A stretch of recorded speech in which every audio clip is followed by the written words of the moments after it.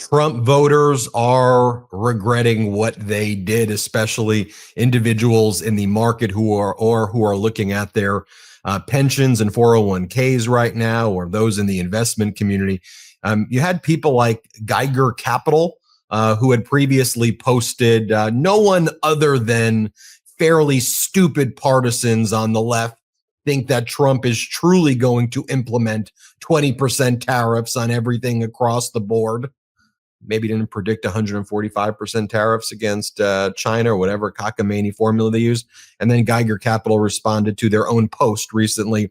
I won't delete this tweet because I am a man of honor, but yes, I was wrong on the tariffs in November. He has indeed put blanket tariffs on every country. Trump 2.0 is very different. Also, seeing a lot of posts like this. I've lost $208,000 since Trump became the president. I should have voted for, and of course, the person can't spell Kamala Harris's name correctly. It says Camilla. And other statements like this. It's no secret I voted for Trump, but I didn't vote for a global trade war. He better fix this strife immediately if Republicans want a chance to keep the House or Senate. 71 million Americans have a 401k. We are the world's largest consumers. Our trade deficits could have been ironed out with a phone call. I believe this is a huge miscalculation. Democrats should be jumping up and down tonight celebrating. Actually, we're not jumping up and down celebrating. This is a horrible time generally for the country. I mean, the pain that Donald Trump is inflicting.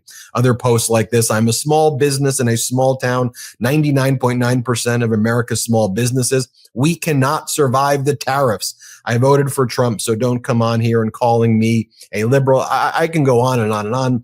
Headlines like this: market turmoil puts brosphere support for Trump under strain. And while, as of we're recording this, you never know with kind of the pump and dump meme coin economy that Donald Trump has turned our markets into. So I want to be careful with what I say. But as the markets are once again in a crash mode right now, Donald Trump held a cabinet meeting and he talked about the big day we had the prior day. Here, play this clip. Prescription drug prices are even to down. We're doing very well. It's been amazing. We had a big day yesterday. There'll always be transition difficulty, but we had in history, it was the biggest day in history, the markets. So we're very, very happy with the way the country is running. Very happy with the way the country is running. Let's call in Democratic Congressmember Jimmy Gomez. Congressmember Gomez, he's very happy. Very happy with it. Transition problem, very happy with it. What's your response to that? Well, it pisses me off. It actually makes me extremely angry because his economic plan, if he wants to call it, it has just been creating chaos. One, we always knew taking on having a trade war would be difficult, especially when you're picking a war with every single country on the globe, including your own allies. That's insane. He always said, "Oh, these are going to be easy to win." Not when the opposition starts firing back, and that's what exactly started happening. And he just created a tailspin in the marketplace where you saw the stocks going down, down, and down. You also saw the consumer confidence crashing. You saw banks started saying, "Hey, there's going to be a recession," and it just was a complete chaos. And what happens is you're starting to see it hurt really working men and women, people that need to look at their receipt when they go to the grocery store or a restaurant. They really need to buckle down. And here's the thing, those tariffs, he lifted the big ones, but not all the tariffs. So what you're going to see is you're going to see the inflation still go up, people still hurt. And once that happens, people start tightening their belts. They stop spending, their revenues decline. And all of a sudden, when revenues decline, the small business owner starts cutting back on hours and then laying off people. So we're in a downward spiral. It hasn't stopped just because he paused it for 90 days. The bond market, super bad. Like, to an extent, if people are not scared, they should be, because we were on the verge of having a financial economic meltdown. And this guy, the only reason he changed was because people were saying, "Hey, this is going to bring down the entire economy." So this guy is costing people their livelihoods, their 401ks, And I think that that's finally breaking through to the people that voted for him. But this guy has no idea what he's doing. He listens to an economic advisor named Pete Navarro, who made up an expert called Ron Vera to justify his positions. That's insane. You lead the Congressional Dads Caucus. You know, there were overall still in the last election a lot of, you know, men who voted for Trump. I mean, but, you know, men, dads, you know, are I mean, all Americans, but are feeling the pain. What's your vantage point from the Dads Caucus about what you're seeing? So the Dads Caucus, we started off, we only had 6 members. Now we're up to 45 members. And it really is talking about the issues that men and families care about. One, how do you survive? How do you actually earn enough? How do you make sure things are not going up and up? How do you kind of provide? And in a way, really kind of acknowledges people where they're at. You know, you're a dad, you're a mom, you're struggling. Well, we want to figure out how to make life easier for you. And one of the things that we've known is that when we talk to dads about raising a kid, saving for a house, losing a job, mental health, we had people talk about mental health. We'd have them talk about gun violence. When you talk about issues that impact them, they're more likely to listen to your other policies, right? But when you sit there and you kind of like don't have that conversation, don't treat them as a valued part of your coalition, well, then all of a sudden they start moving away from you. And this appeals, the Dads Caucus, we have everybody who is from a blue dog to a New Dem to progressive members. It's ideologically diverse, racially diverse, and geographically diverse. It's one of the few caucuses that actually can do that, because we start where people's priorities are, themselves and their families. And a big part of that is health, making sure they're healthy, their families are healthy, their parents are healthy. You know, one of the things about this budget, in addition, the MAGA Republican Trump budget, in addition to giving $4.5 trillion in tax cuts to the billionaires, is it's gutting Medicaid, but they almost pretend that they're not doing it. Like it almost, not that it could even get worse, but it does, in the sense that then they're deceitful about it. Like, that's not what we're doing, when they're doing it. Here's what Speaker of the House, MAGA Mike Johnson, said earlier today after pushing forward the Senate blueprint, which, by the way, looks nothing like the House blueprint, but they're just pretending that they're going to go along with this until, I guess, we hit a debt ceiling and then we're in another crisis mode. But here's what MAGA Mike says, then I'll get your response to it all.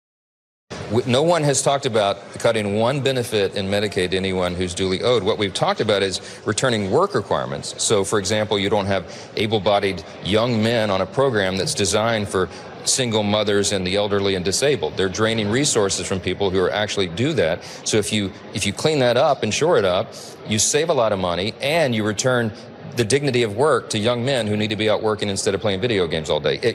We have a lot of fraud, waste, and abuse in Medicaid. Just one tiny example. The estimate is $51 billion. Congressman, your response to that? The Republican plan is really defund, defraud, and lie to the American public.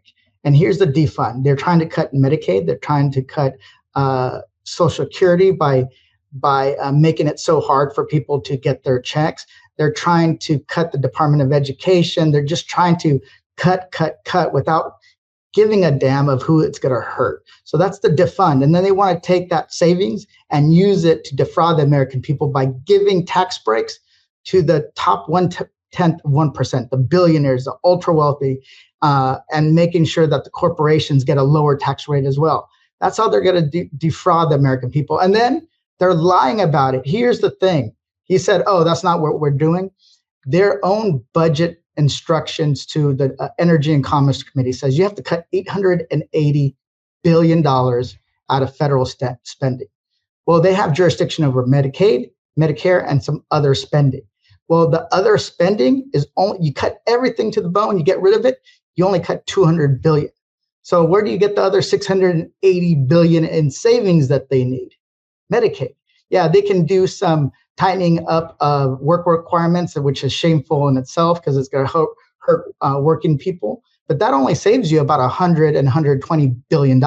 So they're straight up lying. That's why I actually went to Valadeo's, Representative Valadeo's and Bakersfield's district, held a town hall. He has 67% of his district on Medicaid, and he doesn't care.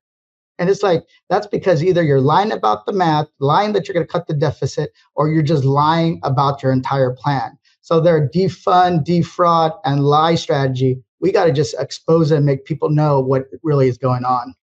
Finally, I got to ask you about this because LAUSD is in your congressional district, and LAUSD is sprawling in the Los Angeles area with schools all over, but the headquarters is in your district.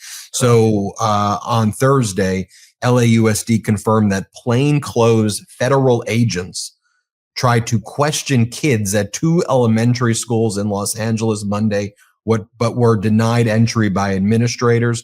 Superintendent Carvalho said the agents claimed they had parent permission to question the kids, but it wasn't true. Carvalho said the agents were seeking to talk to 5 children who came to this country as unaccompanied minors and are in the care of legal guardians. LAUSD's legal team is responding. The agents did not have warrants to access the campuses, and especially where we're seeing the Trump regime disappearing humans without due process and sending people literally to concentration camps in El Salvador. I mean, I want to get your reaction to this breaking story today and just generally of the disappearing of human beings with no due process. No, I was just made aware of the superintendent, what happened to LAUSD. It's extremely scary because this basically says that the Trump administration knows no bounds, and it has no dignity when it comes to dealing with even young children. And as a dad, that is something that worries me. And I'm glad that the superintendent and also the guardians of these individuals stepped up, because even if you're undocumented, you have certain rights in this country. And I've been holding Know Your Rights workshops. I've been going door to door, handing out that information. So people are not fooled by ICE agents saying that they have a warrant when they don't. And that's the best way to protect our communities, is to make sure they have that information. And here's the thing, when they're pulling people off the streets, sending them to El Salvador, that is just one step of pulling American citizens themselves off of the streets. He's even looking into that. If you basically, his press secretary said, "Oh, we're looking into it to see if it's legal. We don't know if it's legal." This administration, doesn't care about the law. They don't care about the custom and practices. They're going to try to push their agenda. And what people have to decide for themselves, that one of these court cases will reach the Supreme Court. And the Supreme Court, if they rule against him and Trump ignores it, what are they willing to do? Because we're not a country of kings. We're a democracy. And people are going to have to decide, are we going to stand up, or are we going to let Trump actually trample on our Constitution? This is getting real serious and real dangerous.